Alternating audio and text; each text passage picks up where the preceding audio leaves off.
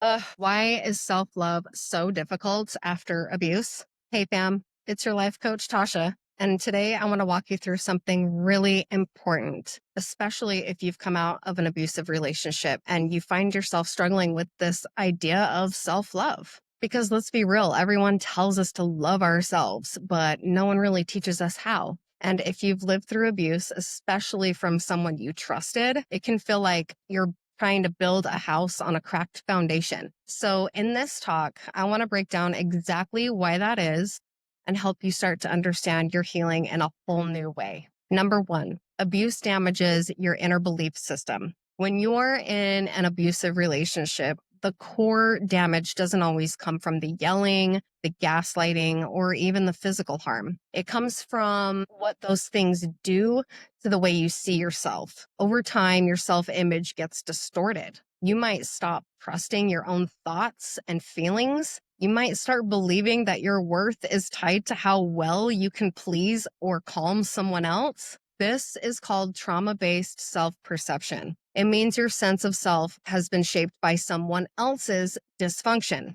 and it takes deep intentional work to rebuild. Number two, your brain and body adapted to survive. Now, here's where the science comes in. When you're in survival mode, your nervous system is in constant alert. It's wired for protection, not peace. So when you try to reset, it feels unsafe. When you try to set a boundary, your body might respond with anxiety or guilt. When you try to love yourself, it might actually trigger fear. That's not because you're broken. It's because your nervous system learned that love equals danger. And now, even when you're safe, your body is still operating from the past. This is called trauma conditioning. And it's why healing takes time, patience, and nervous system regulation, not just with positive thinking. Number three, shame creates a block between you and yourself. After abuse, many women carry a heavy sense of shame, not just about what happened, but about who they became in the relationship. You might feel ashamed that you stayed.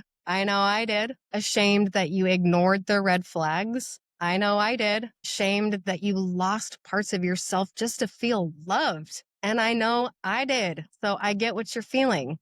And shame is tricky because it doesn't just say that was a bad choice. It says I am bad. And if you believe that self-love will always feel out of reach. So a big part of the work is learning to separate your identity from your experience. You are not what happened to you. You are not who they made you believe you were. You are the woman who survived it. And that's powerful.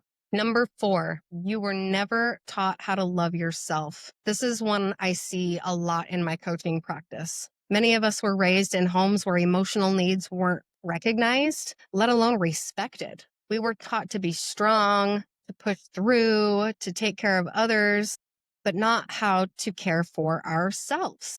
So when we finally escape an abusive situation and we try to love ourselves, we have no real blueprint. What does that even mean? What does that look like? We're learning from scratch, and that can feel awkward, unfamiliar, and even wrong at first. But that's not failure, that's growth. You're unlearning old patterns and writing a new script, one rooted in dignity, softness, and truth. So, what is self love after abuse? Let's get practical. Self love is not toxic positivity, pretending you're okay when you're not, forcing confidence when you're still feeling broken. Self love is rebuilding safety within your body, validating your own emotions, replacing shame with compassion, setting boundaries that protect your peace, speaking to yourself with the same kindness you give others. So, if self love feels hard, it's not because you're incapable, it's because you're healing. You're reprogramming everything your nervous system was taught in survival mode.